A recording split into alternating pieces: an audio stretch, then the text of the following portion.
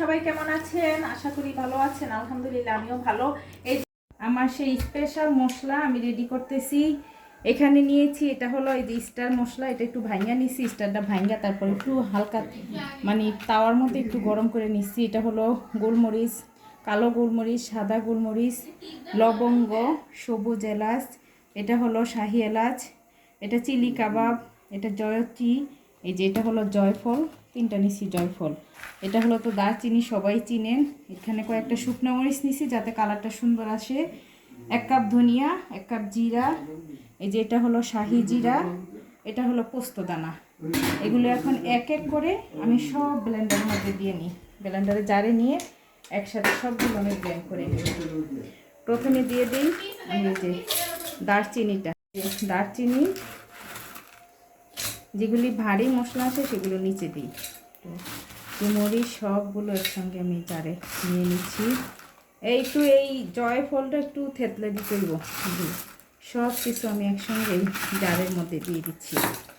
এটার মধ্যে সব কিছু আমি দিয়ে দিব, দিয়ে একসঙ্গে সব গুঁড়া করে নেব।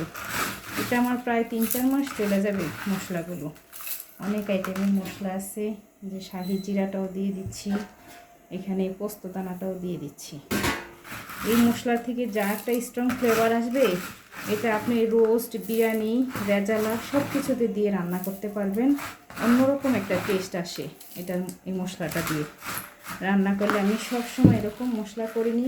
আপনি এখানে যদি 1-1.5 হাজার টাকার মশলা কিনে নেন, আপনি 3-4 মাস অনায়াসে এটা যে কোনো মাংসতে, অবশ্যই আপনার খাওয়ার উপর ডিপেন্ড করবে আপনি প্রতিদিন কি পরিমাণ মাংস রান্না করেন বা প্রতি মাসে কেমন রান্না করেন, সেই উপরে আপনার মশলা খরচ হবে। তবে আমার 3 মাস চলে যাবে এটা। আমি যে পরিমাণ খাবার দাবার খাই এর মধ্যে 3 মাস এটা চলে যাবে। এটা একটু থেতলে দিতে হবে। ফলটা আমি এটাতে নিয়ে থেতলে দিছি। এখানে এই যে এটার মধ্যে দিয়ে দিলাম জয়ফল, 3টা জয়ফল দিয়ে দিছি। এটা গুঁড়া করে এখন এটা সুন্দর করে হয়ে যাবে। এটা জারে নিয়ে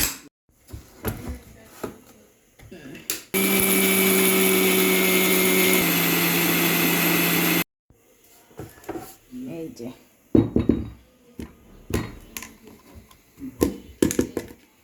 ওয়াও, কি সুন্দর দেখেন একদম। এটা না হাত দিয়ে তোলা যাবে না, চামচ দিয়ে দেখেন।